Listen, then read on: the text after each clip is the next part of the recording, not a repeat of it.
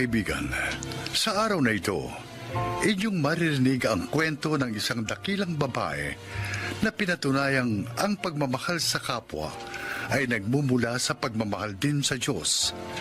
Siya ay si Dahlia.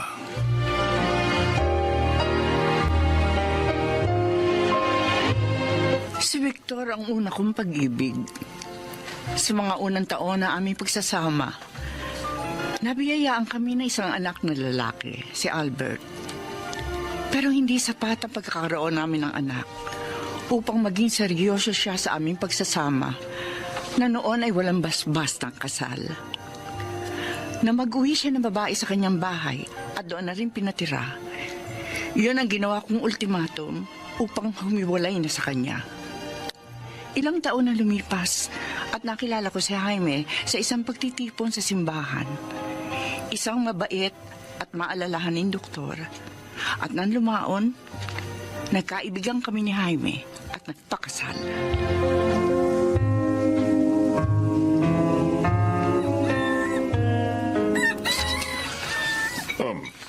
Si Albert ba? Alam na ba ang kalagayan ni Victor? Oo. Pero alam mo naman ang batang yun. Basta tungkol sa kanyang ama, hindi siya interesado. Kaya mo. Tatawagan ko. Kakausapin ko. Maraming salamat palagi sa pangunawa, Jaime, ha? Kung wala nga lang akong appointment sa mga pasyente sa klinik ngayong araw na ito, sasamahan kita sa pagdalaw kay Victor sa Bataan. Pero pangako, sa ibang araw na libre ako. Sige. Basta kung hindi man ako makauwi agad, pinagluto na kita ng mga uulamin mo. Pinagparti-parti ko na, iinit mo na lamang sa microwave. Nandoon lahat sa freezer, ha?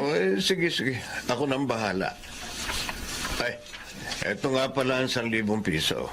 Ipamili mo ng mga prutas para may maipasalubong ka kay Victor. Makabubuti ang mga prutas sa kalagayan niya. Tiyak na matutuwa ang matandang yung kapag nalaman pinadalan mo siya ng mga prutas, Jaime. Magpalakas ka mo siya. At wag kung ano-anong iniisip. Mag-ehersisyo ka mo siya. Total, malawak ang bakuran niya ron. Hayaan mo. Sasabihin ko sa kanya lahat ng mga paalala mo.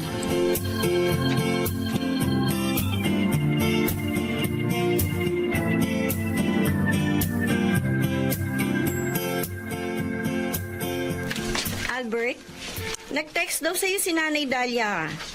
Nag-text sa akin nagtatanong kung nabasa mo na raw ba. Hindi ko nga kasi maiwan itong mga gulay na pinagbubukod-bukod ko sa mga stall. Baka kasi biglang dumagsa ang mga customer. Hindi pa natin naiyahan ng ating mga paninda. Ano ba sabi ni Inay? Papunta raw siya sa Bataan. May sakit daw si Tatay Victor Kung makakasunod ka raw ba doon? Hindi na. Mas mahalagang hanap buhay natin dito. Dito natin kinukuha ang ating mga pangailangan. Kaya nandito ang priority ko. Sige.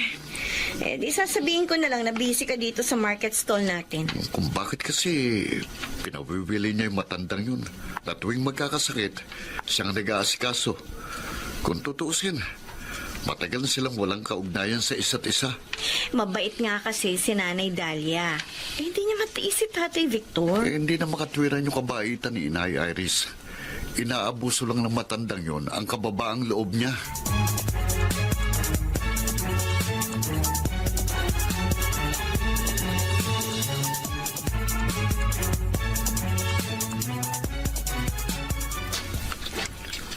Isang subo na lang ito, Victor.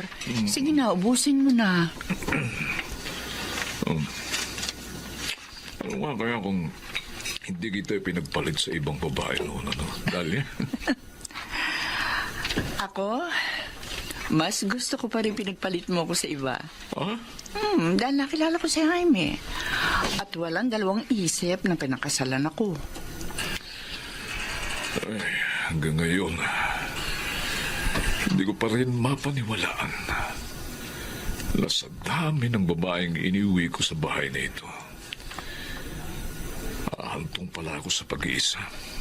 Victor, sa buhay ng tao, may mga dumarating at umalis. Oo, sa bawat paglisan, may kalakip na kalungkutan. Pero kailangan pa rin nating harapin ang mga bagay-bagay.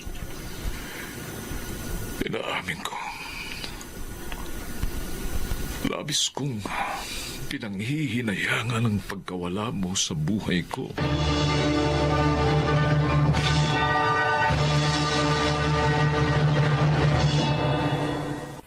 Mama! Pakihatid po lang sa bayan! Kumare! Ay, oy! Oy, ano? Pauwi ka na ba sa Maynila? Oo, Mare. Salamat nga pala sa pagbalita mo sa akin sa text sa kondisyon ng kumparing Victor mo, ha? Kahit papaano, naririyang ka at nakakabalita ako sa'yo. Naku, ay sino pa ba naman ang magtutulungan kundi tayo? Huwag kang mag-alala. Lagi ko namang nakikita yung mga kilos niya doon sa loob ng kanyang bahay. Malalaki kasi yung mga bintana. Kitang-kita ko mula sa bintana namin. Oo, pero sana lang, inumin niya yung mga gamot at vitamins na iniwan ko sa kanya.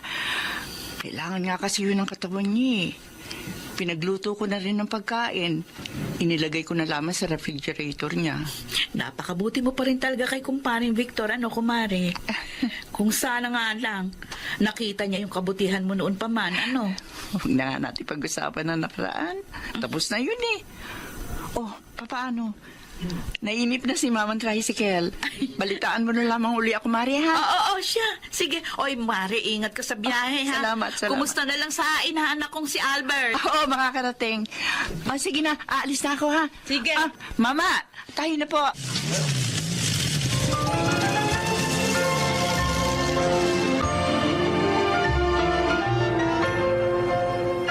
Ayoko nang tumuntong sa malaking bahay na yun. Naroon lamang mapapait na alaala ng aking kabataan. Nauunawaan ko naman kung saan nagmumula ang pinaguhugutan mo, Albert. Nakatatak sa bahay na yun ang kanyang kalupitan sa akin. Kay Nay. Uuwing lasing dahil talunan sa sabong. Lahat ng makita ay babalibag, tatadyakan. Kung ilang tadyak na sa mukhang inabot ko sa kanya, hindi ko na matandaan. Kapag nakikita kong sinaskal niya nung sinay dahil sa walang pakundangan niyang galit, gustong kumawala ng puot ko. Pero wala akong magawa ng mga panahon yun. Sabi ni Inay, mas payat na raw si Tatay Victor ngayon kaysa noong huli niyang dalaw. Palibhasa nga masamang damo kaya matagal mamatay. Ang nakakainis lang, bakit kailangan pa naming madamay ni Inay sa mga dinaranas niya ngayon? Hindi pa pwedeng basta na lang siya mamatay at maglaho sa mundo.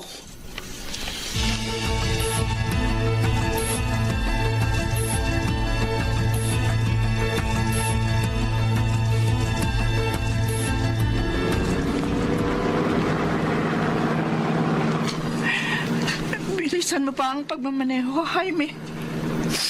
Baka hindi na natin abutin ng buhay si Victor. Eto nga't ang bilis na ng takbo natin. Kailangan din natin mag-ingat dahil baka tayo naman ang madisgrasya. Ang sabi sa text si Kumaring Doris, nakita raw niya na sumuko ng dugo sa may bintang na si Victor. Pagkatapos noon, bumagsak na raw sa loob ng bahay.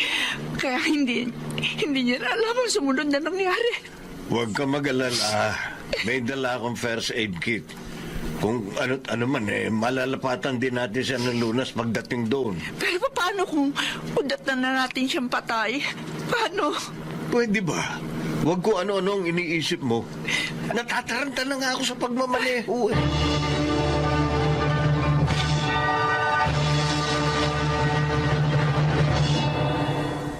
Victor, sa ayaw mo't sa gusto, dadalhin ka na namin sa ospital. Masela na ang kondisyon mo. Kailangan na ng agarang pagsusuri sa sakit mo. Ayoko na, Jaime. Kung mamamatay man ako ngayon, mas gusto ko dito na lang sa bahay. Victor, Dito sa bahay ko. Victor, makinig ka kay Jaime. Siya nakakaalam sa kalagayan mo. Sige na, Dalia. Ihanda mo na ang kanyang mga gamit. Bubuhatin ko na siya para maisakay sa bus. Ayoko. Ayahan nyo na lang akong mamatay rito. Teka. Ayahan nyo na lang akong mamatay.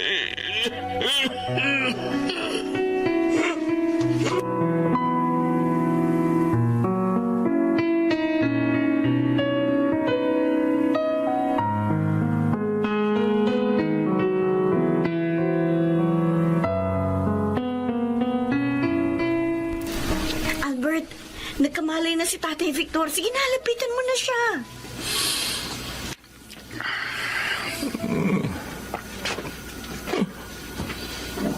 Albert,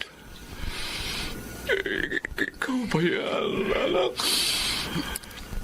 Ako nga po, Tay. Aaminin ko po sa inyo na kahit masamang loob ko sa inyo, Albert, hindi ko rin pala matitis na hindi kayo makita. maraming salamat, anak.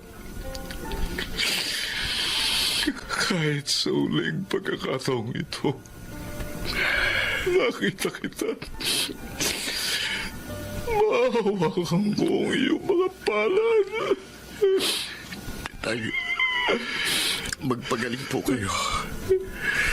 Hintayin po namin lahat ng paglabas niyo rito sa ospital. Hindi na, anak.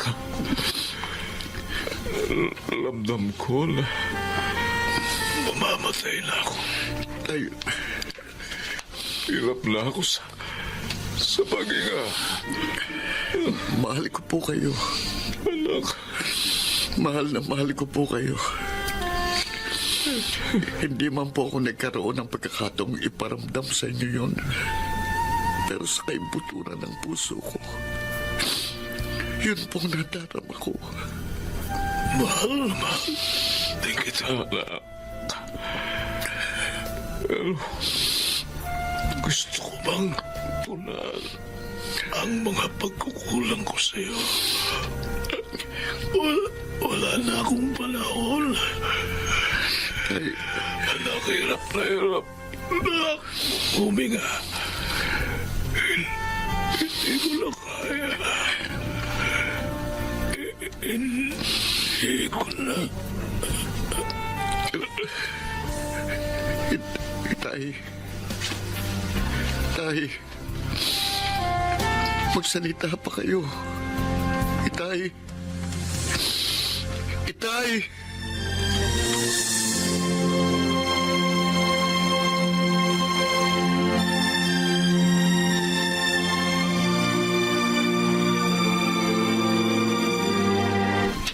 Ayon sa death certificate na inilabas ng ospital, cancer sa baga ang siyang ikinamatay ni Victor. Pagkatapos ng kanyang cremation bukas ng umaga, makahihinga na tayo ng maluwag. Naisip ko, doon na rin sa vault na nabili ko doon sa Columbari, ilalagak ang kanyang urn. Mainam na ron para nasa maayos ang lagay.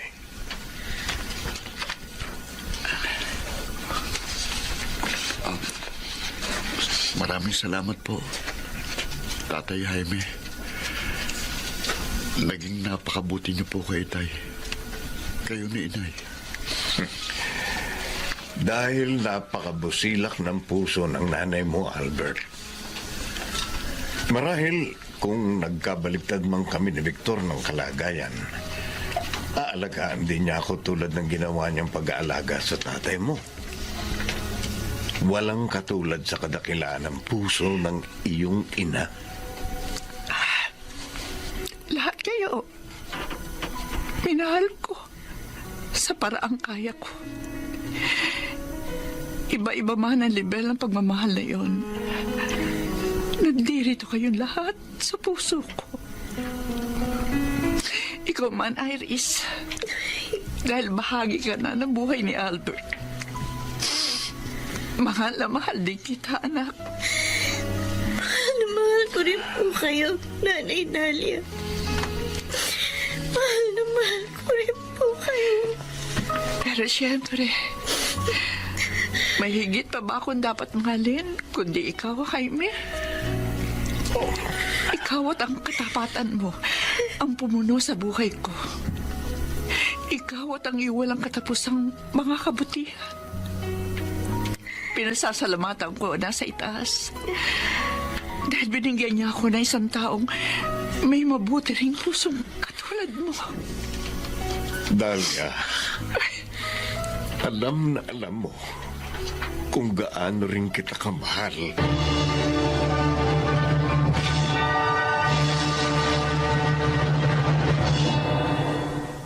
nakaraan namin mailagay sa maayos sa mga abo ni Victor. Nagsimula na rin kaming bumalik sa normal naming mga buhay. Mas naging panatag na ang aming mga kalooban pagkaraan ng mga pangyayaring yon.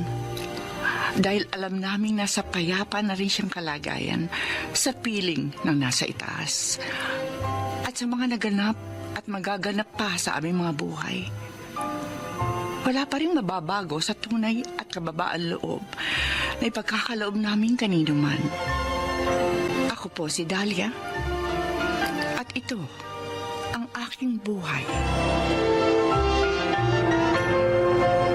Lubos na mahalaga ang kabutihan.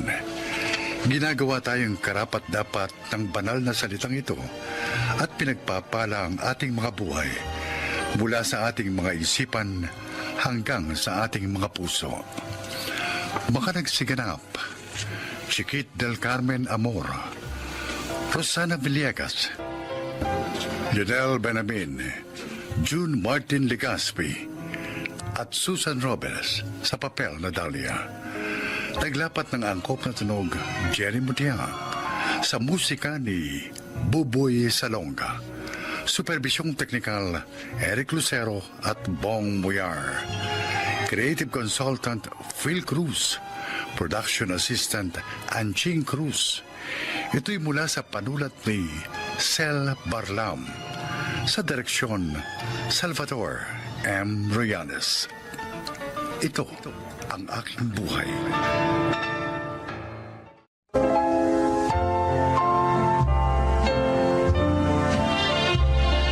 Mga kaibigan, isa na naman pong kasaysayan na kapupulutan nyo ng aral sa buhay ang inyong maririnig.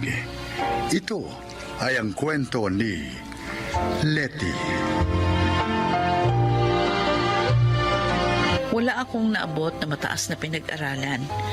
Ngunit pinalad naman ako na maging kabiyak si Walter. Maligaya kami, kahit na nga kami ay mahirap lang at ayaw sa akin ng kanyang mama. Ngunit isang araw ay nadisgrasya siya.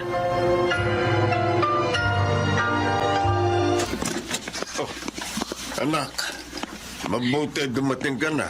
Nay, kumusta na po si Itay? Ano na po ang lagay niya?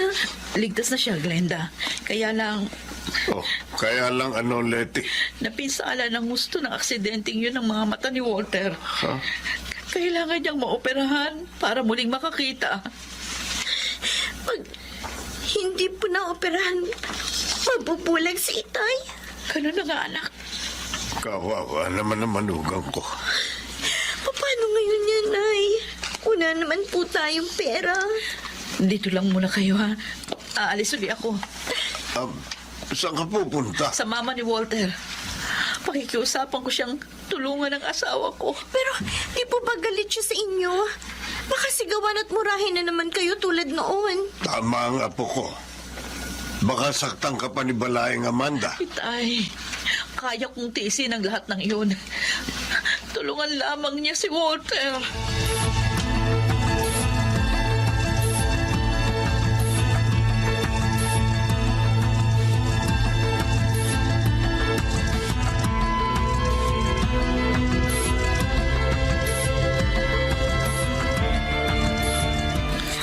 Ang kapal ng mukha mong hingan ako ng tulong. Hindi po para sa akin ang pinapakiusap ko. Para po yun sa inyong anak, kay Walter.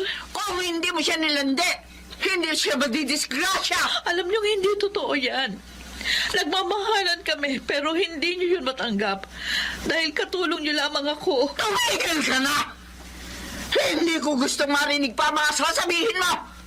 Lumayas ka na! Wala kang mapapalang kahit konting tulong mula sa akin!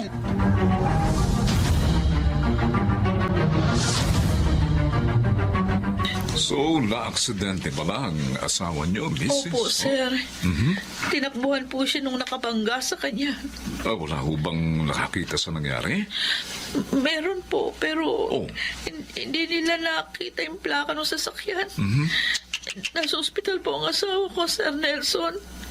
At nagpunta po ako dito sa inyong empila para humingi ng tulong. Oy, ano na po ang lagay ni Mr. ngayon? Eh, sabi po ng doktor, kailangan maoperahan siya para makakitang muli. Yun ang problema namin. Walang-wala po kami. Oy, huwag na ho kayong umiyak ho. Sige ho, huwag kayong mag-alala. Ilalapit natin yan sa mga samahang nagkakaloob ng tulong sa mga ganyang kaso. Tahan na po.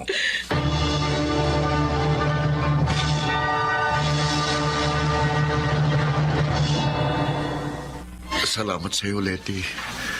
Nagsikap kang makahanap ng paraan para muli akong makakita. Ginawa ko yun dahil asawa mo ako. Karamay sa lahat ng sandali. At higit sa lahat, mahal kita. Oh, bakit bumuntong hininga ka? Nalulungkot lang ako dahil hanggang ngayon, matigas pa rin ang puso ni Mama. Kahit madisgrasya na ako, hindi pa rin niya ako tinulungan. Kinalulungkot ko nga rin yun. Pero hindi naman tayo pinabayaan ng Diyos. Pumasangkapan siya ng mga tumulong sa atin. Kaya umasa pa rin tayo na babaguhin din niya ang kalooban ng iyong ama. May gusto nga pala akong sabihin sa iyo. Ano yun? Dahil hindi ka pa pwede magtrabaho kahit na nakakakita ka na, ako na muna magtatrabaho. Ha? Anong papasukin mo? Yung istasyon ng radyo ni na Sir Nelson, may programa rin sila na tumutulong sa mga kababayan natin na gustong magtrabaho sa ibang bansa. Lumapit ako doon. Sabi nila, maipapasok nila akong katulong sa Singapore. Baka mahirapan ka doon. Kaya kong tiisin yun, basta mahalaga, makaipon tayo at mabago ang ating buhay.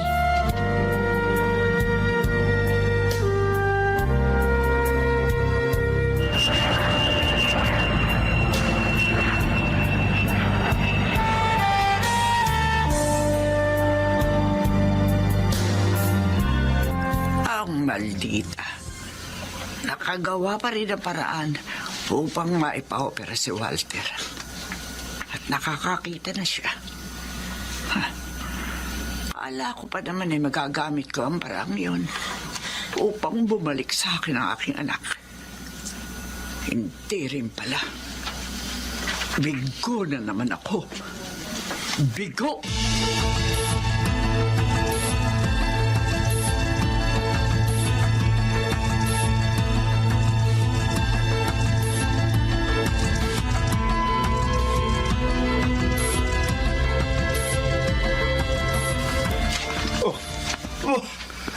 Nakapagluluto ka na?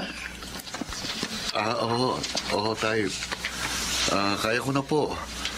Tinutulungan naman ako ni Glenda sa pag-aasikaso sa dalawa niyang nakababatang kapatid. Ay, mainam naman. Ay, sangaw pala. Nagpadala ng pera si Letty at meron ding para sa inyo. Hindi pala ako nakakalimutan ng anak ko. Opo, tatay. Napakabait at maalalahanin ng inyong anak. Sana makita na ni Mama ang mga magaganda niyang katangian.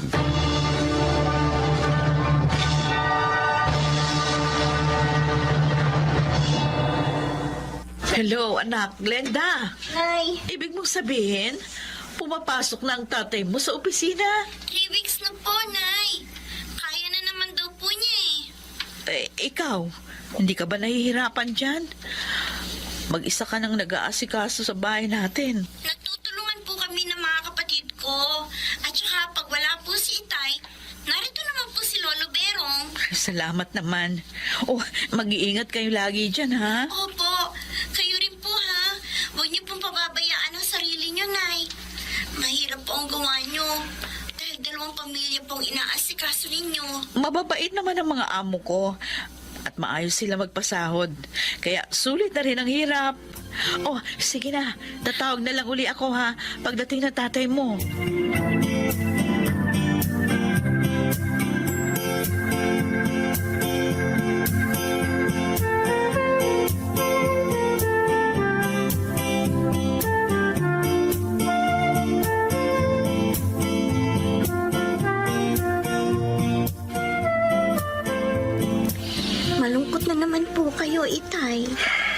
Naalala ko na naman ang nanay niyo eh. Sana umuwi na siya rito. Malapit na naman po yun eh. Ilang buwan na lang po. Pag uwi niya, anak, hindi ko na siya paalisin. Dito na lang siya uli. Total, balik na ako sa dati kong trabaho. At may nadagdag pa nga ho eh, di ba? Dahil may online business na po kayo. Oo nga. Pwede na rin asikasuhin yun ni Inay.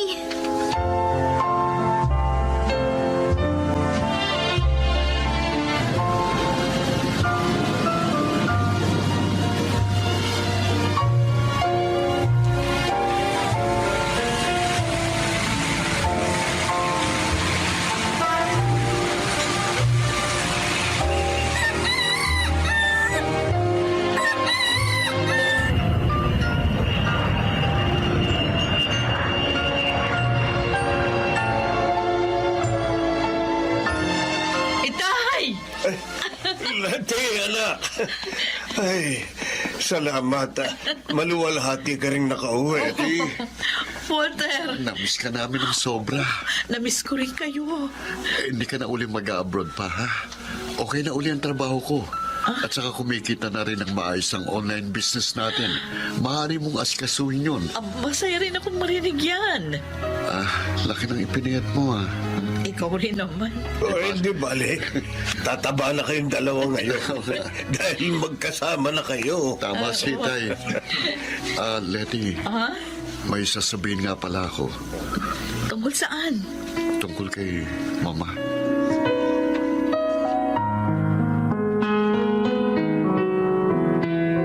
Ma, kumusta na po kayo? Walter, anak. Salamat dinalaw mo ko. Nalaman ko po na inatake kayo sa puso.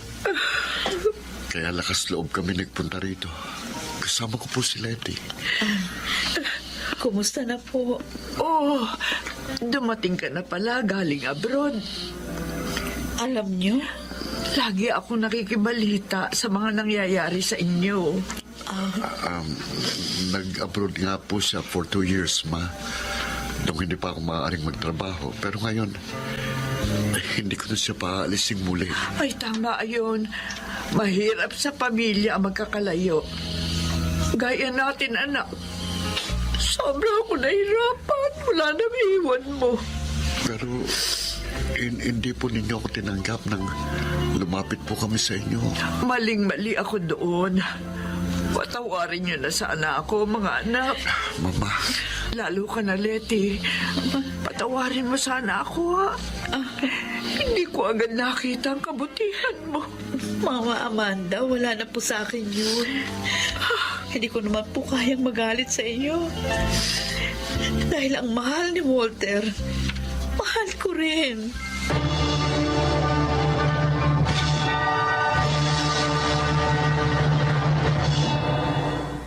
Nakatira na kami ngayon sa bahay ni na Mama Amanda.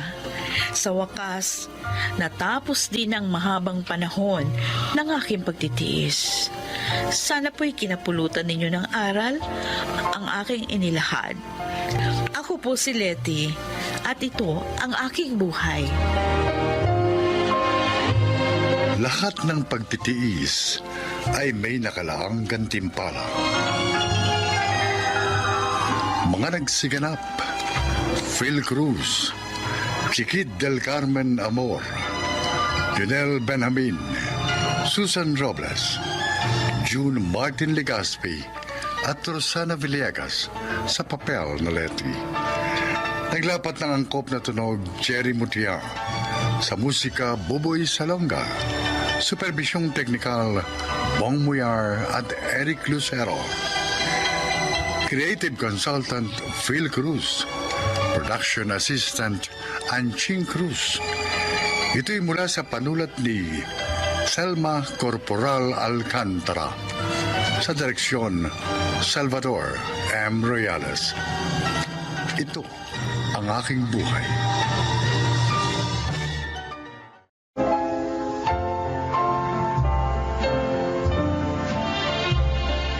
Magandang araw po mga kaibigan. Maririnig ninyo ang kasaysayan ng isang ginang na ipinaglaban ang kanyang pag-ibig. Siya ay si Pati.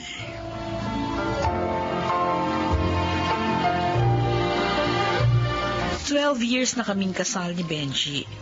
2 ang aming anak. 4 years na kaming kasal nung maisip niyang magtrabaho sa abroad. Naging mahirap yon para sa akin. Pero nung tumagal, nasanay na rin ako. Lalo na nang payagan niya akong muling magtrabaho.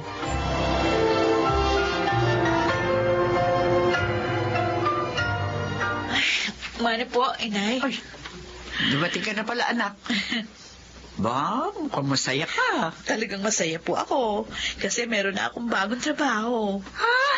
Ay, salamat naman. At may nangyari din sa pag-apply mo ngayon. Sinabi ko naman po sa inyo, di ba madali ako makakahanap ng trabaho. Kaya nga, hindi ako natakot mag-resign sa dati kong pinapasukan. Ay, oo nga. Eh, kaya lang, pang-anim na kumpanya mo na ito, anak. Hindi ka malamang abutin ng 2 taon sa isang kumpanya. Alam niyo naman ang dahilan kung bakit, hindi po ba? Oo, natutuwa naman ako. Dahil napagtagumpayan mo ang mga pagsubok na dumating sa iyo. Eh kaya lang, paano kung dyan sa bago mong trabaho ganun uli ang mangyari?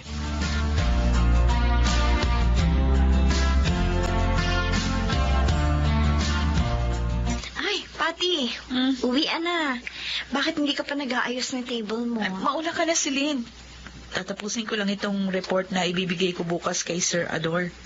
Go naman. You can do that tomorrow morning.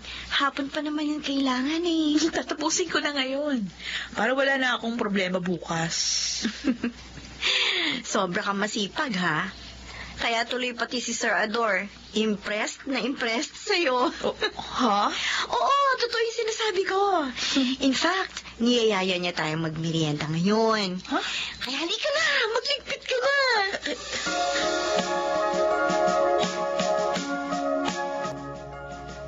Hello, Han. Natanggap ko na yung gift mo. Maraming salamat, ha. I love you. I love you too, Han. Sana wag ka magbago. Ikaw rin. Sana huwag ka magbago. At sana rin sa mga susunod na wedding anniversary natin. Kasama ka na namin ng mga bata. Kasi miss ka na namin. Darating din ang panahon yun. Pero ngayon, samantalahin muna natin ang mag-ipon. Para sa future natin. Okay. Oh, Han, mag-iingat ka lagi dyan, ha? Huwag mong kalilimutan na lagi manalangin. Dahil lagi ka rin namin pinagdadasal dito.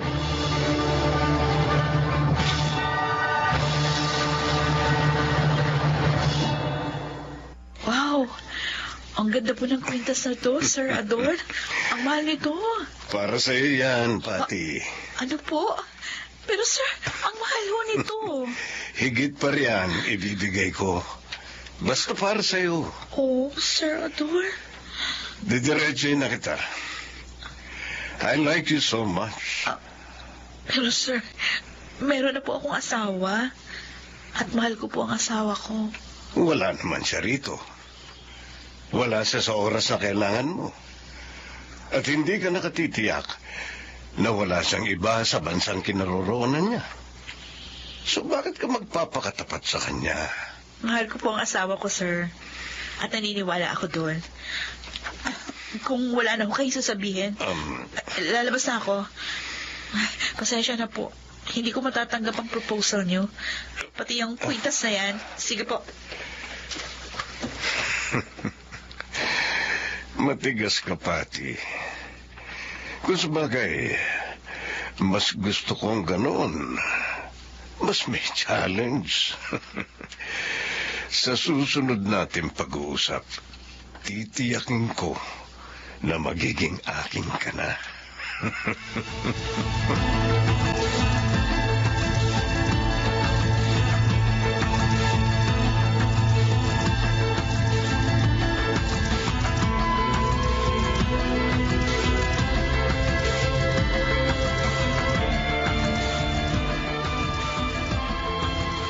Ay, dapat kinuha mo yung alahas. Ano? Sayang yan, Pati. Celine, hindi pwede. Pwede kung tinanggap ko yun, iisipin ni Sir Ador. Gusto ko rin makipagrelasyon sa kanya. Oh, wala namang masama doon ah. Oh, yung Celine naman eh. Ang mga lalaki nga ay nagkakaroon ng relasyon sa iba. Kaya okay lang. Kung maging ganun din tayo. Pero hindi ko talaga kayang gawin yun. May takot ako sa Diyos. Hmm? Para mo naman sinabing wala akong takot sa Diyos. Pati nagpapakatotoo lang ako. Ang yaman ni Sir Adorno. Swerte ka. Dahil nagustuhan ka niya. At mahal ko si Benji. Hindi ko magagawang magtaksil sa sinumpaan namin.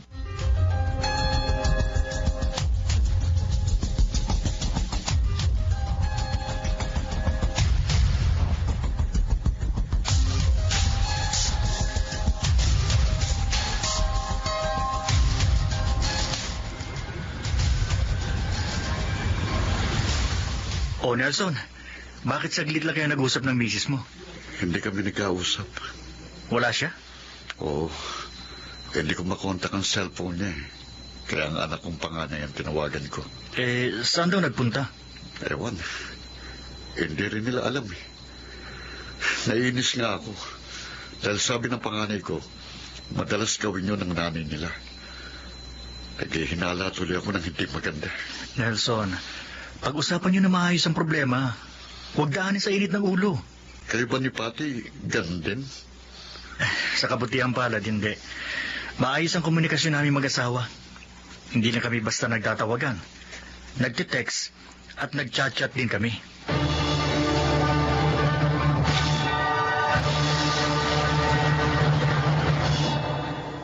Sir Ador, nasaan na po yung mga kasama natin?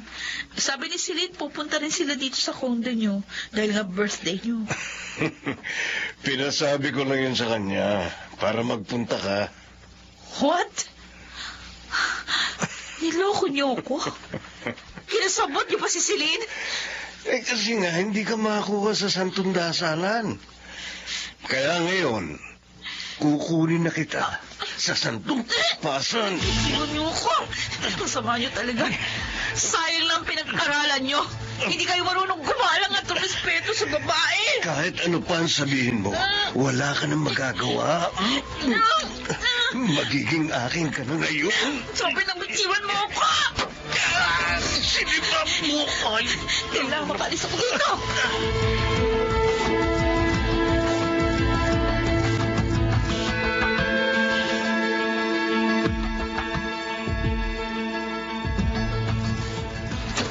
Inay! Inay! Bakit ka umiyak, Pati? Ano nangyari sa iyo? Si Sir Ador!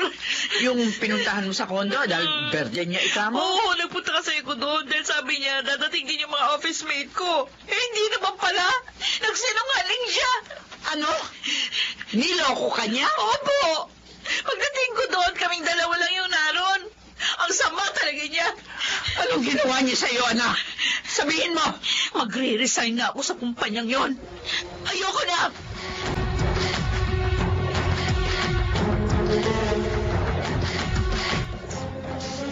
Papatayin ko sila. Papatayin ko sila, mga walang iya sila! Nelson, uminaong ka. Bakit ka ba nagkakaganyan? Sino ba nakaaway mo? Sumulat sa akin ang panganay ko. Napakasakit ang sinabi niya sa akin, Benji. Bakit? May nangyari ba sa misis mo? Iniwan niya sa nanay ko mga anak namin. Sumama siya sa ibang lalaki. Oh, Diyos ko. Hindi nakatiis ang walang niya akong asawa. Ganun para naman sa kanilang pagsisikap ko. Papatayin ko sila pag-uwi ko ng bansa. Wag mong gawin yan, Nelson. Papatayin ko sila. Pare, alalahanin mo na lang ang iyong mga anak. Mas kailangan kanila ngayon. Napakasakit, Benji. Hindi mo lang alam. Naalala ko tuloy ang asawa ko. Mabait ang asawa mo, pare. At sapat sa'yo. Hindi katulad ng misis ko. Pero kailangan ingatan mo pa rin, pare. Ingatan mong yung pamilya. Para huwag mawasak.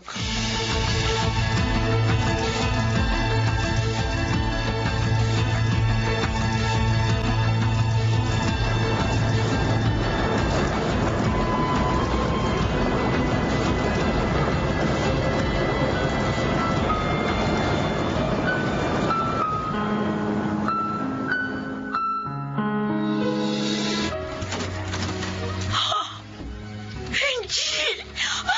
Akala ko next month ka pa darating. Sinadya ko talagang sorpresahin ka, mahal. O ano, kumusta ka na ngayon? Nag-alala ko nang sabihin mo sa akin na masamang ginawa sa'yo ng boss mo. Nag-resign na ako noon, Han. At saka wala na rin akong plano magtrabaho pa. Kasi yung unang 5 kumpanya pinasukan ko, may mga nanligaw sa akin, kaya nag-resign ako. Tapos ito pang pang-anim, ang pinakamalala. Pinagtangkaan akong halain ng boss ko, kaya nga ayoko nang maulit pa yon. Kaya hindi na ako magtatrabaho pa. Dito na lang ulit ako sa bahay. Han, salamat. Ipinaglaban mo sa tukso ang pag-ibig natin. Tama yun, Han. Tulungan mo na lang ako sa plano kong buksang business. You mean? Hindi ka na babalik sa abroad? Oo. Ayoko matulad kay Nelson na hiniwalayan ng asawa. Ayoko masira ang pamilya natin, Han. Oo, salamat naman. Salamat at naisip mo yan. Promise, ibubuhos ko ang lahat ng nalalaman ko para matulungan ka sa magiging business natin.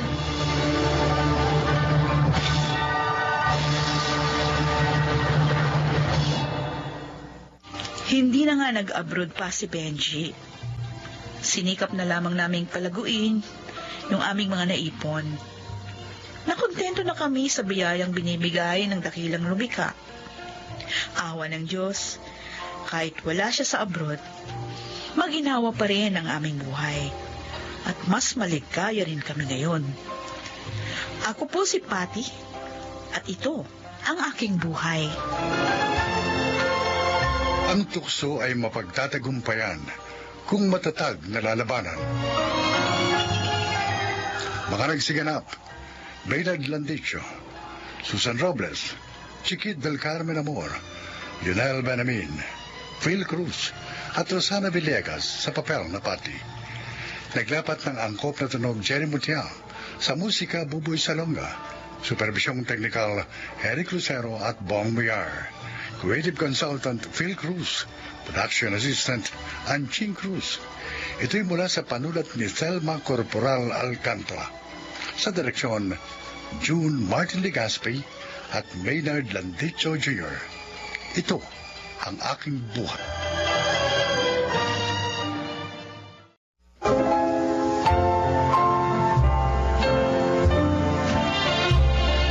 Magandang araw po mga kaibigan.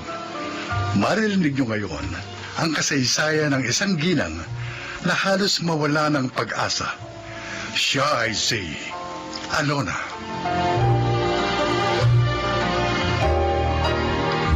Si Robert ang una kong pag-ibig.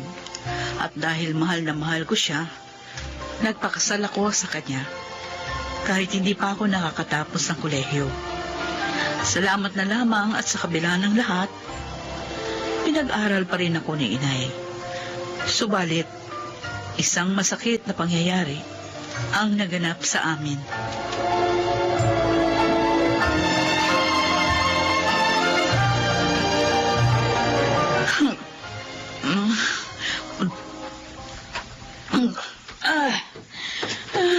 Alona, anak. Ay, Tama na yan. Ang dami mo nang nainom.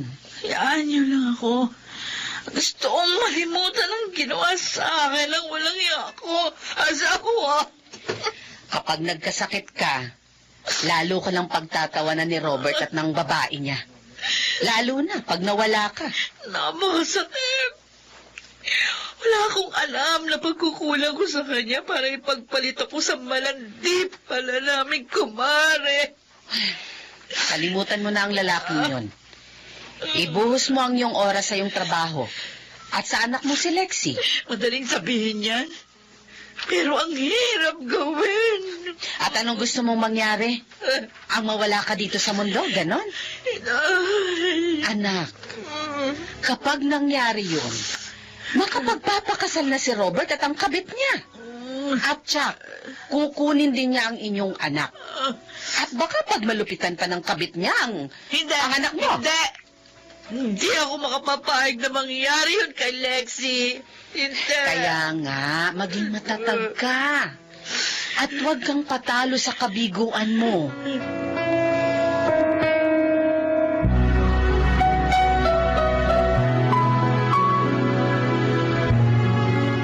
para sa aming magandang manager. Oh, 3 red roses.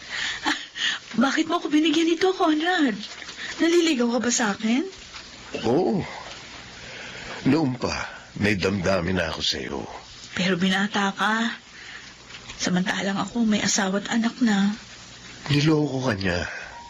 Pinagtaksilan. At ilang taon na rin kayong hiwalay. Kung bibigyan mo ko ng chance, handa akong maging mabuting asawa sa iyo. At ulirang ama naman sa iyong anak. I'll never hurt you. Conrad. So please, Alona, give me a chance.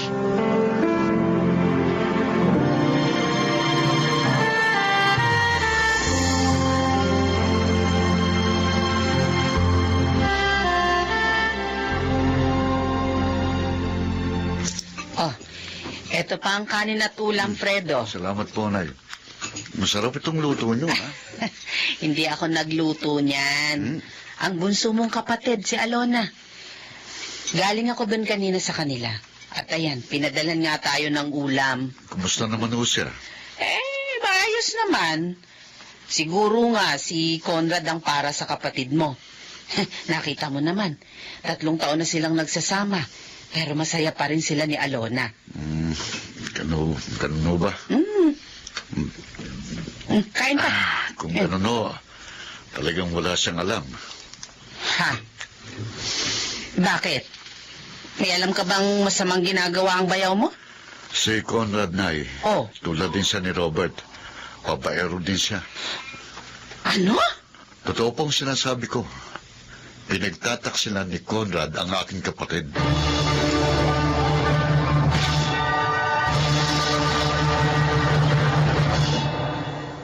Walang niya ka, Conrad! Walang niya ka! Walang niya ka talaga! Walang niya ka! Alona, ano ka ba? Ba't ba bigla ka na lang nananakit? Sabi mo sa akin, bigyan lang kita ng pagkakataon, hindi mo sasaktan ang damdamin ko. Hindi mo ako pagsataksilan. Talaga namang hindi, ah. Sinungaling ka! Ano ba? Alona! Alam ko lang lahat! Dahil ang babae mo, kaopisina ng Kuya Fredo ko! Ano? Teka, let me Bakit mo explain. nagawa sa akin ito? Ano mo magkukulang ko sa'yo, ha? Sabihin mo!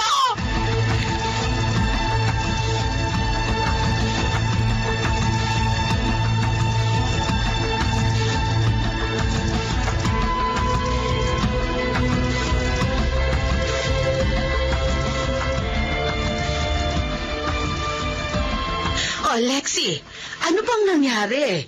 Bakit pinapunta mo agad ako dito sa inyo? Lola Tonya, Oh. naapoy po ng lagnat si Mami. Ha? Pinaiinom ka po siya ng gamot sa lagnat pero ayaw naman po niya. Ano? Kaya nga po tinawagan ko na kayo. Ay, pambihira yung mami mo, oo. Si Carlo, anong ginagawa? Napatulog na po ng yaya niya. Lola, nag-aalala po ako kay Mami. Ay, Siguro po kaya siya nagkakaganon. Sobra siya nasaktan sa ginawa ng daddy ni Carlo. Lola, tulungan po ninyo Mami ko.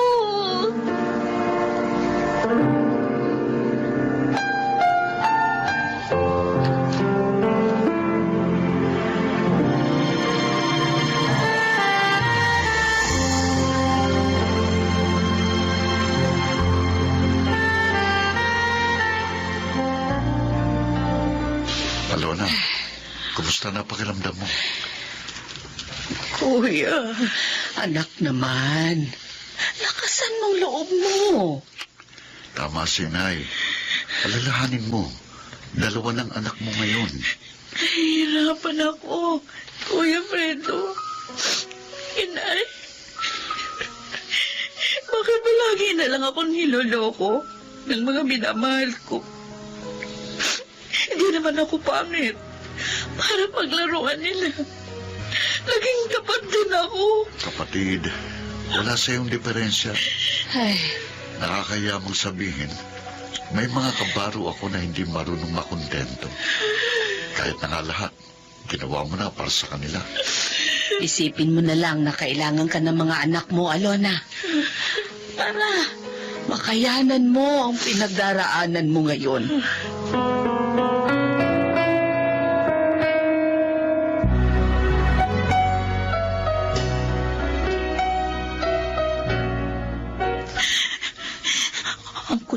milyong ito. Ito matatapos sa mga paghihirap ko. Paalam, mga anak ko. Patawarin niyo ko. Mahina ako. Kaya tatapusin ko na ang kahinaan at paghihirap ko. Akin ang kutsila niya! Lexi! Bitiwan ang kutsilyo! Hindi po! Hindi ko ito bibitiwan! Akin na sa amin yan! Lexi! Sugatan ka! Nadugo ang mga kamay mo, anak! I'm sorry. I'm sorry. Hindi ko na sadyang masugatan ka. Hindi po, Mari. Masukatan ako. Basta wag lang po kayo mawala sa amin ni Carlo. Kung mawawala po kayo, isama niyo na rin kami. Anak ko. Hindi po namin kayang mabuhay na wala kayo, Mami.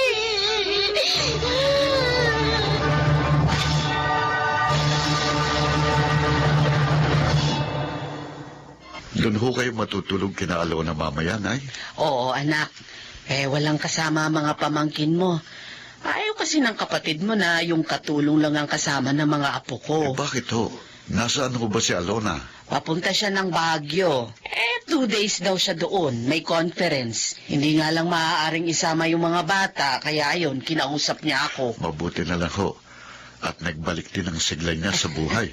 Oo nga, anak. Pinagpapasalamat ko yun sa Diyos. Naniniwala ako ngayon na mas bibigyan na niya ng magandang kinabukasan ang kanyang mga anak.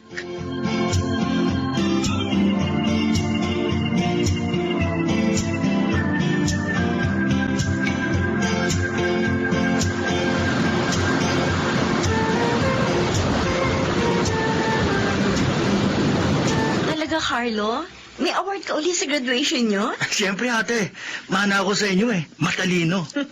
Yabang mo, ha? Totoo lang ang sinasabi ko. Oo na.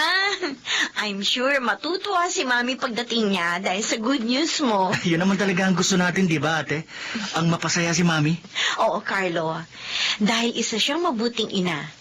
Sa kabila ng mga kabiguan niya, sinikap pa rin niyang maitaguyod tayo.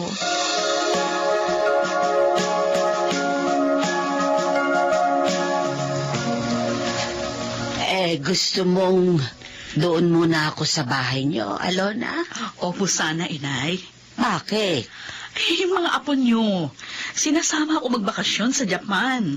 Oh, talaga? Opo. Nagulat nga ako nung sabihin nila yun sa akin kagabi. Ilang araw kayo doon? 1 linggo. Sige. Ay, napakapalad mo talaga sa mga apo ko. Mula nang magkaisip sila, hindi ka nila binigyan ng problema. Totoo po yun. Pawang karangalan at kaligayahan ang ibinigay nila sa akin. Lalo na si Lexi. Iniligtas niya ang buhay ko nung nagtangka ako magpakamatay noon. Alam niyo, Nay, Oh, kontentong-kontento na ako sa buhay ko ngayon. Wala man akong asawa. Meron naman akong mapagmahal na mga anak.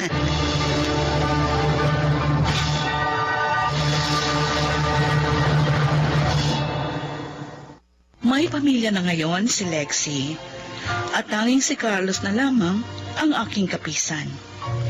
Ganon pa man, hindi sila nagbabago sa pagmamahal at paglingap sa akin.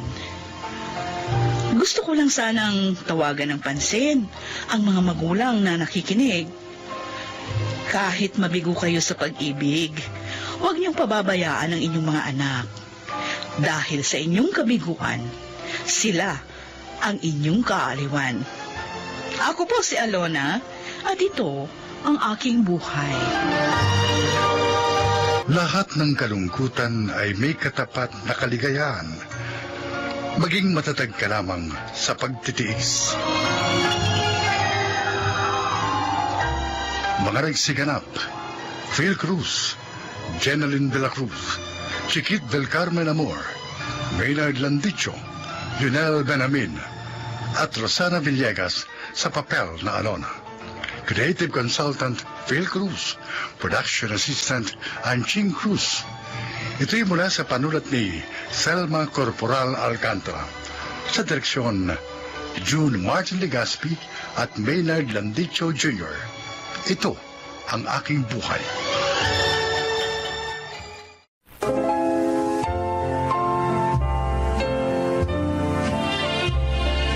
Mga kaibigan, pakinggan po natin ngayon ang isa pang natatanging kasaysayan na ilalahad sa atin ni Andrew. 5 taong gulang ako nang mamatay ang aking mga magulang sa isang aksidente. Kaya naman nang magkaroon ako ng sariling pamilya, ginawa ko ang lahat para iparamdam sa aking anak ang pagmamahal ng isang magulang na buong buhay kong inasam na maranasan. Ngunit nang makilala ko si Lolo Atoy, nalaman kong hindi pala talaga madaling maging isang magulang.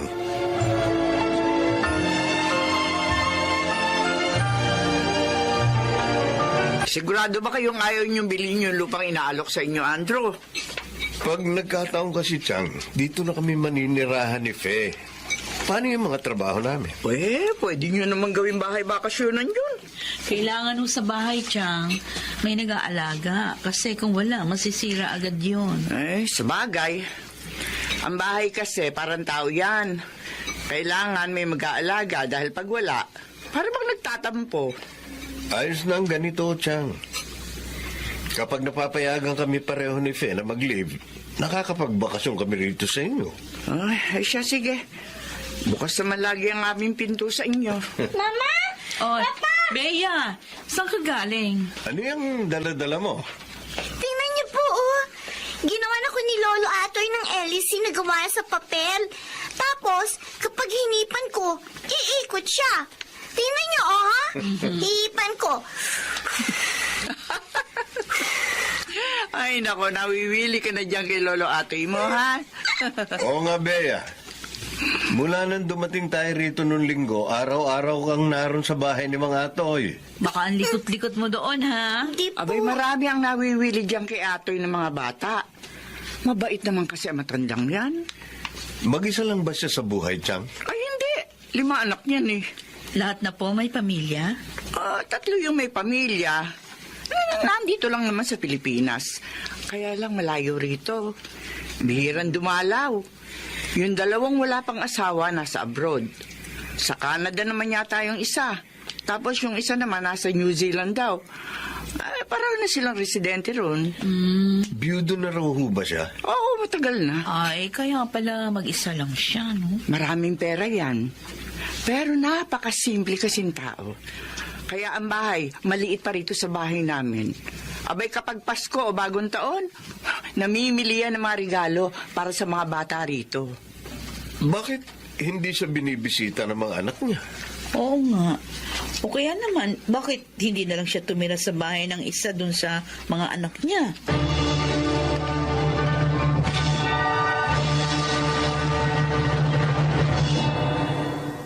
Lolo Atoy, pwede niyo po ba akong turuan yung ginagawa niyo? Gusto mo bang matuto? Opo. Gusto ko rin pong gawan si Mama at si Papa nung ganun yung ginawa niyo, yung nakasabit sa dingding. Yung bonnet. Opo. Napakabait mo namang bata.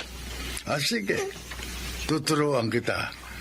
Pero tatapusin ko lang itong ginagawa ko, ha? Opo. Ano nga po pala yan? Ay, guwantes. Guantes?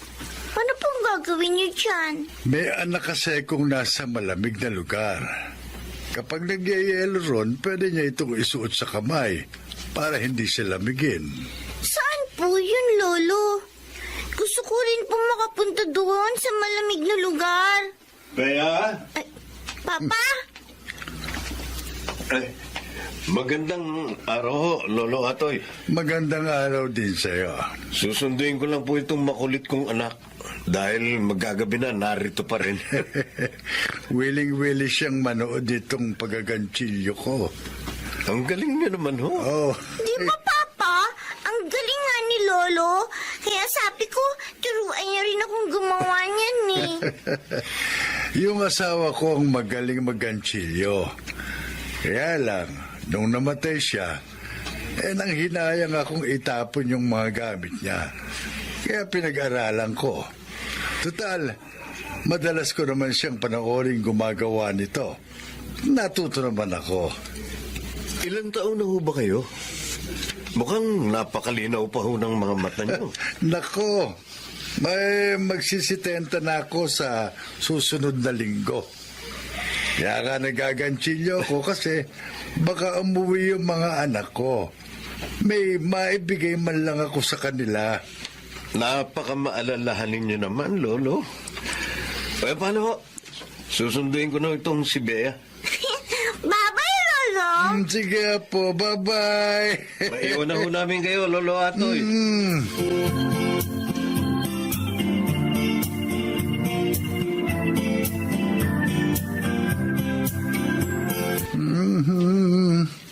May malamig na itong sabaw.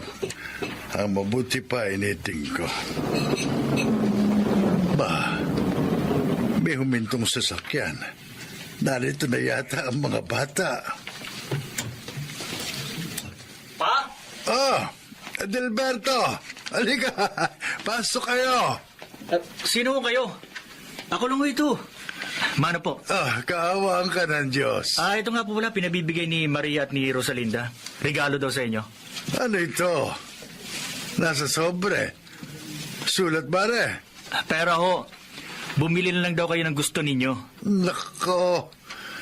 Bakit? Hindi ba sila makakauwi? Ano ba namang tanong yan, pa? Alam niyo namang parehong may trabaho ang mga yun. Ganun ba? Mabuti pa kumain ka muna. Iniinit ko yung sabaw. Huwag na. Huwag na po pa. Alis na ako. Kaagad? Oo, sumama lang ako sa truck namin kasi may delivery kami sa kabilang probinsya. Kaya dumaan ako rito. Happy birthday pa. Sige ho. Salamat. Mag-iingat ka. Oh. Hindi na naman pala sila makakauwi. Hindi bale. Baka sa Pasko, makauwi sila. Lolo Atoy! Oh, sino ito? Happy birthday to you. Oh, Happy birthday to you. Happy birthday. Happy birthday. Happy birthday to you. Lolo Atoy, happy birthday po. Nako, nag-aabala pa kayo. Pasok kayo, pasok. Sabi ko naman po sa inyo hindi ko po makakalimutan ng birthday ninyo, Lolo. Salamat sa inyo. Nasurpresa naman ako. Sige po, i-blow niyo na po yung candle ng cake ninyo, Lolo. Ha? Tapos, sabay-sabay na po tayong kakain.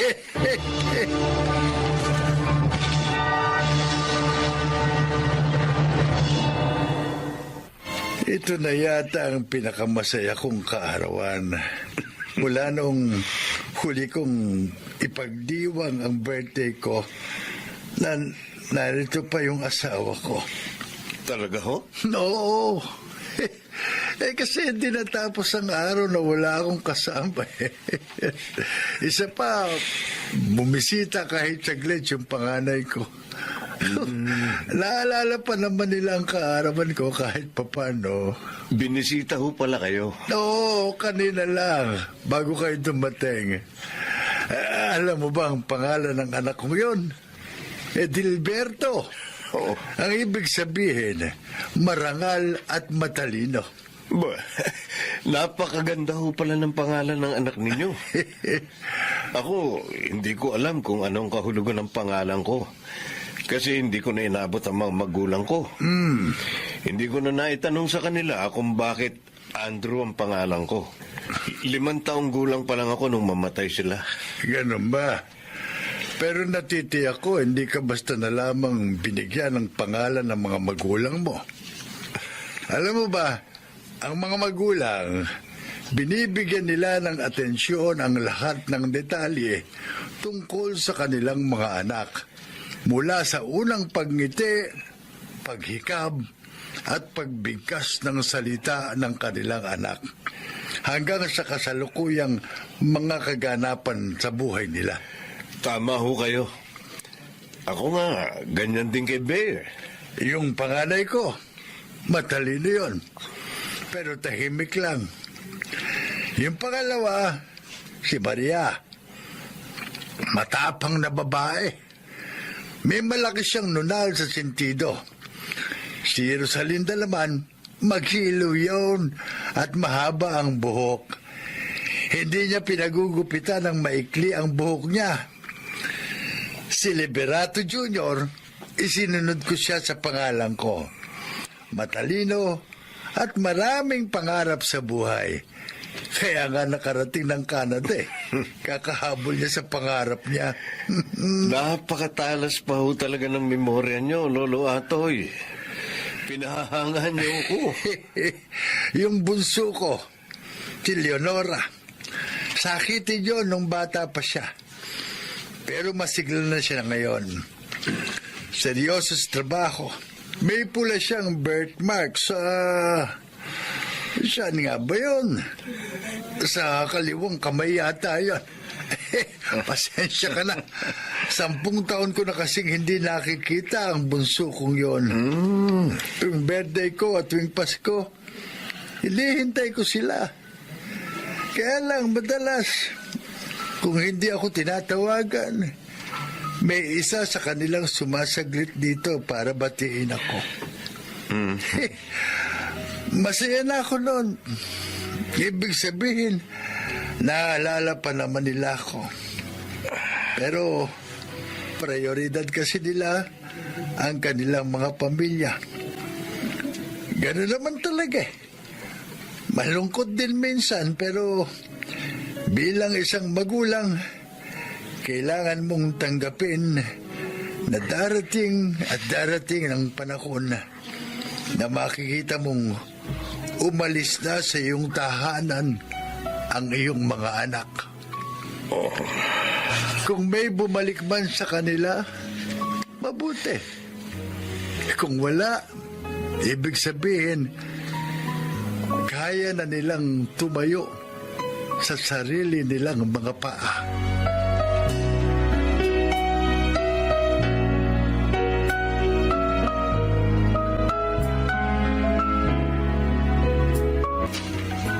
Uy, kanina ka pa walang imek. Andrew, bakit? Hindi ko makalimutan ang mga sinabi ni Lolo Atoy kanina. Parang kinurot ang puso ko. 5 ang anak niya. Pero sa tuwing kaarawan niya, o kaya Pasko, isa lang ang bumibisita sa kanya.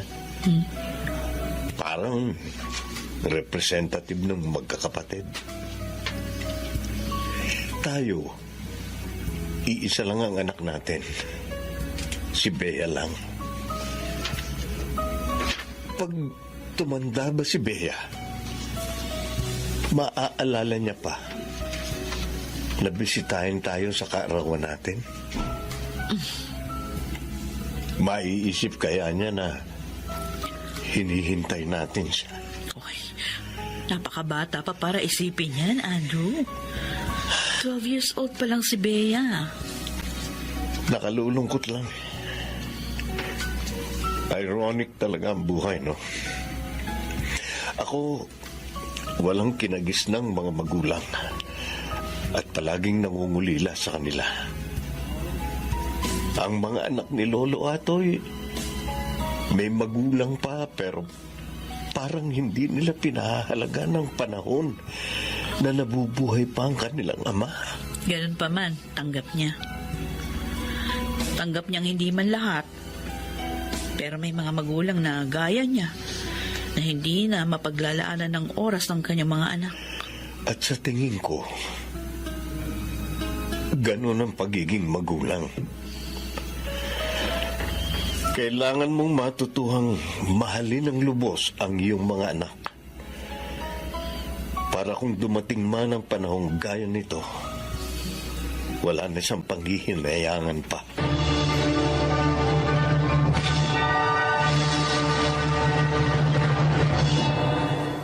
Nakalulungkot mang isipin, ngunit itinuro sa akin ni Lolo Atoy na sa mundong walang kasiguruhan, kailangan nating tanggapin na bawat panahong dumarating at lumilipas ay may kasamang pagbabago, lalo na sa buhay ng isang magulang.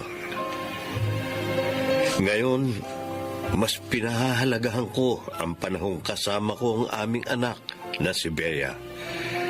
Dahil alam kong hindi habang panahon ay kasama namin siya. Ako po si Andrew at itong aking buhay. Sa mga anak, nawa ay huwag ninyong sayangin na nakakasama pa ninyo ang inyong mga magulang dahil hindi sila naririto sa mundo habang buhay. Mga nagsiganap: Bobby Cruz, Maynard Landicho, Chiquit del Carmen Amor, Susan Robles, Rosana Villegas, at Lionel Benamin sa papel na Andrew. Naglapat ng angkop na tunog Jerry Mutia, sa musika ni Buboy Salonga. Supervisyong teknikal Eric Lucero at Bong Muyar. Creative Consultant Phil Cruz. Production Assistant Anjing Cruz.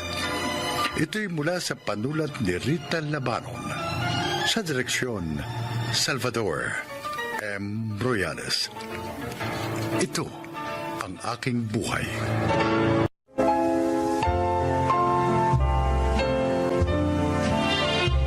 Naipasa ko ang entrance exam sa isang proyekto ng Student Council sa isa sa universities dito sa bansa, na ang layunin ay tulungang makapagtapos sa kolehiyo ang mahihirap pero matatalinong mag-aaral.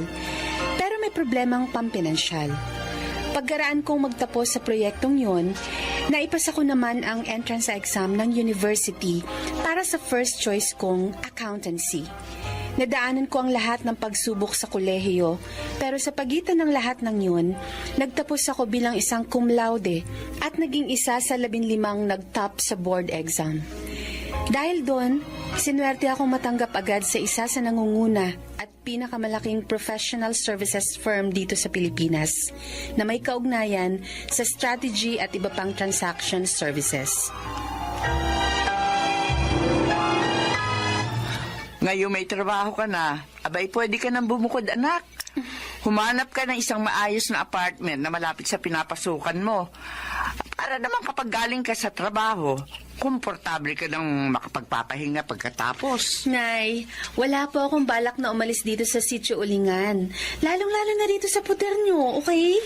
Pero anak, iniisip ko lang naman yung para sa kapakanan mo. Magulo rito, maingay. At saka delikado na sa katulad mong gagabihin na sa pag-uwi galing sa trabaho. Ang didilin mo mga iskinitang dadaanan mo. Nay naman, para naman pong hindi ako rito lumaki sa Sitio Ulingan. Kabisado ko po lahat ng liliko ang iskinita rito, kaya wala po kayong dapat ipag-alala. Ayun nga, hindi mo maiaalis sa akin. Ang palaging mag-alala. Hindi ko po magagawang iwan ng Sitio Ulingan, Nay.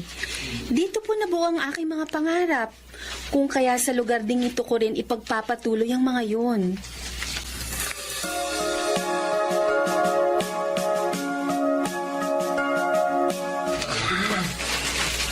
Mabuti pa kayo, Mang Ramil. Nakatapos na sa pag-aaral si Melody at may maganda na ring trabaho ngayon. Pwede na lang kayong mag-sitting pretty kung tutusin. Magsusunog at magsusunog pa rin ako ng mga kahoy para gawing uling, Mando. Nasa sistema ko na ang trabahong to, kaya hindi ko na ito maihihiwalay sa katawang ko. Ako ho kasi, nasa elementarya pa lang si Aiza. Kaya talagang matagal pang bubunuin ko ng pag-uuling para mairaos ang pag-aaral niya. Huwag kang mainip. Mabilis lang ang panahon. Basta mabuhay lang tayo sa isang araw kung paano natin hinaharap ang mga bagay-bagay. Huwag tayong masyadong mangamba para sa hinaharap. Kung sana nga ho, tulad ng naging landasin ni Melody ang magiging kapalaran din ng anak ko. Hindi na nga siguro ako mag-aalala para sa kanyang kinabukasan, Mang Ramil. Isa kang mabuting ama, Mando. Pasasaan ba't magbubungang yung mga pagsisikap para sa iyong anak? Sako nyo na. Dagdagan mo lang na marami pandasal.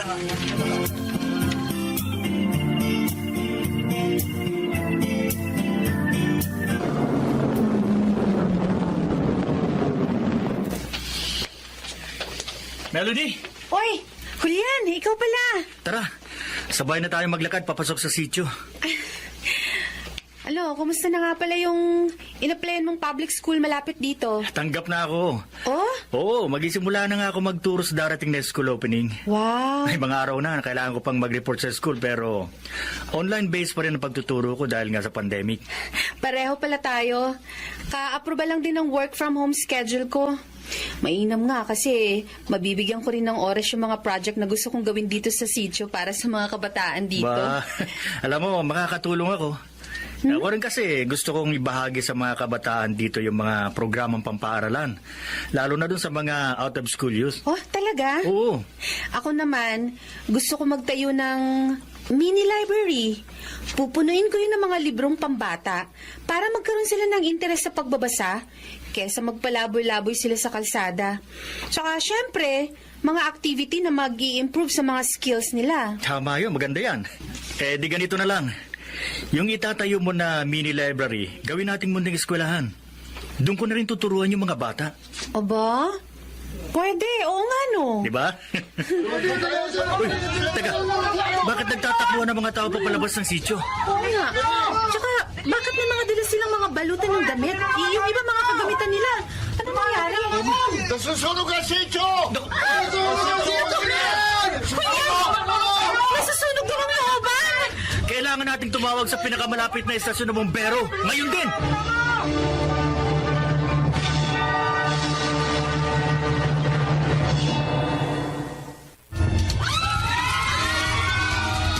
Mano! Abutan mo ako ng tubig sa timba! Kailangan natin tulungan sa magpatay ng apoy ang mga bumbero! Kahit sa pamamagitan ng patibay-timbang tubig lang! Oo, Mang Ramil! Ito!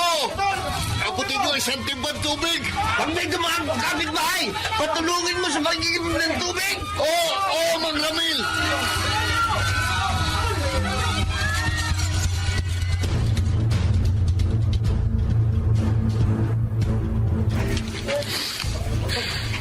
Oo nga, hindi tayo nasunugan. Dahil napula agad ng mga bumbero yung apoy bago pa makarating dito. Wala naman tayong bahay. Pero nakakaawa naman yung mga kapitbahay nating nasunugan. Oo nga ho.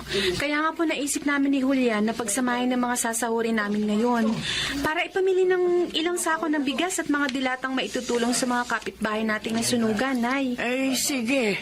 Sige. Tutulong na rin kami ng tatay mo sa pamimigay at sa ganong paraan man lang, mabawasan ang paghihirap ng loob ng mga kapitbahay natin na inabot ng sunog ang mga kabahayan. Susubukan din po naming manghingi ng tulong ni Julian sa iba pa naming mga kaibigan at kasamahan sa trabaho. Sa gayon, mas dadami po ang may pamimigay naming tulong.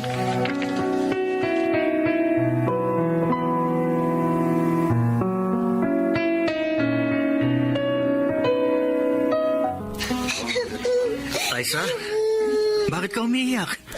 Ang totoo, kanina pa kita hinahanap para ibigay sa iyo itong hamburger na dala ko para sa almusal mo. Oh, kunin mo. Kasi po, pati mga gamit ko sa pag-aaral nasunog pong lahat, Kuya Julian. Paano pa po ako mag-aaral? Huwag kang mag-alala. May binili na kami mga school supplies para sa iyo. Saka para sa ibang mga bata mag-aaral na nasunugan dito sa sitio. Talaga po, Kuya Julian? Oo. Kaya huwag ka nang malungkot, ha? Dahil hindi ka namin pababayaan ng ate Melody mo. Hindi ka mahihinto sa pag-aaral, okay?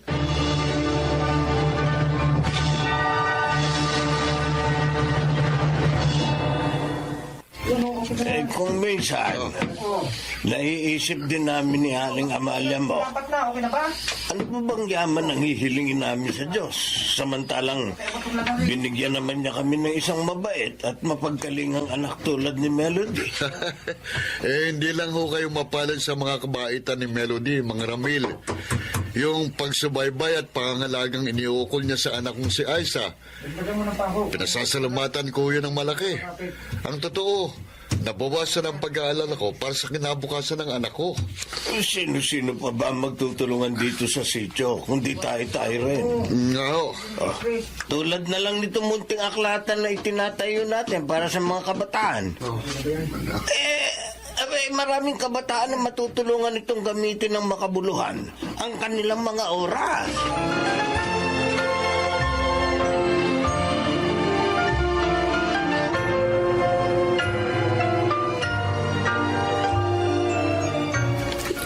Oh, Aiza!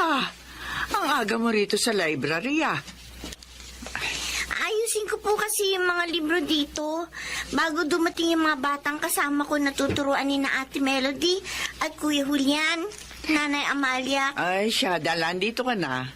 Ikaw na ang bahala rito, ha?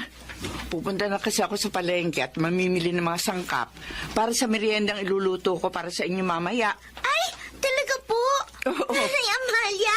Naku, tiyak na mabubusog na naman kami sa meriendang lulutuin ninyo para sa amin.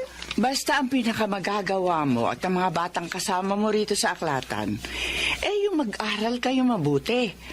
Para pagdating ng araw, magkakaroon ng ibang mukha ang inyong mga buhay.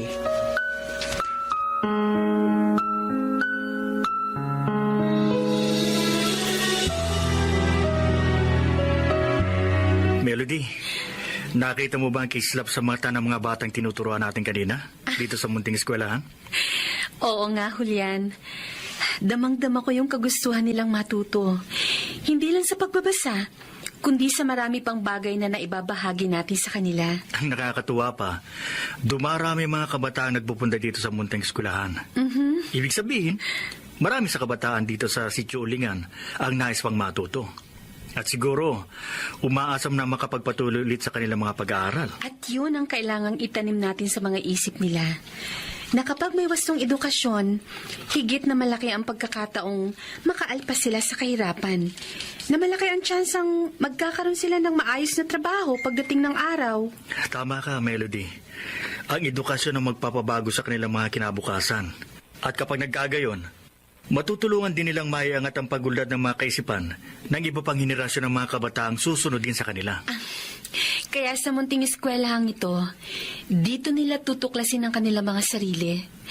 Tulad din na naging pagtuklas natin noon sa ating mga potensyal. Dito rin sa Sitio Ulingan.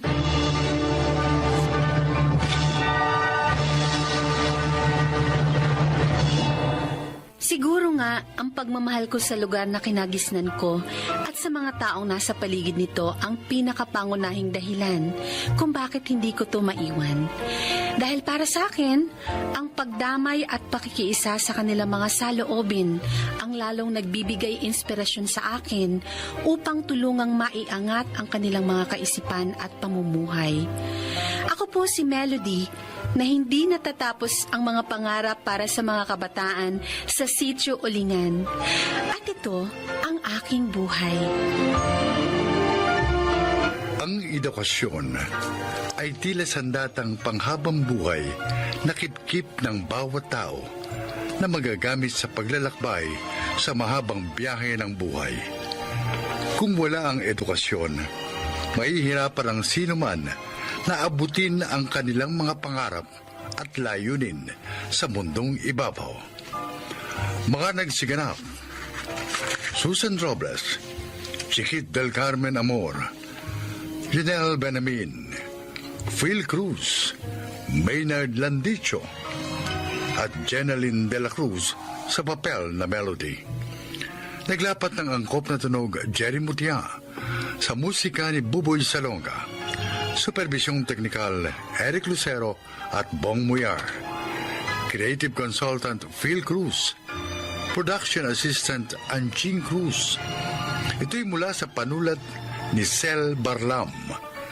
Sa direksyon Salvador M. Royales. Ito ang aking buhay.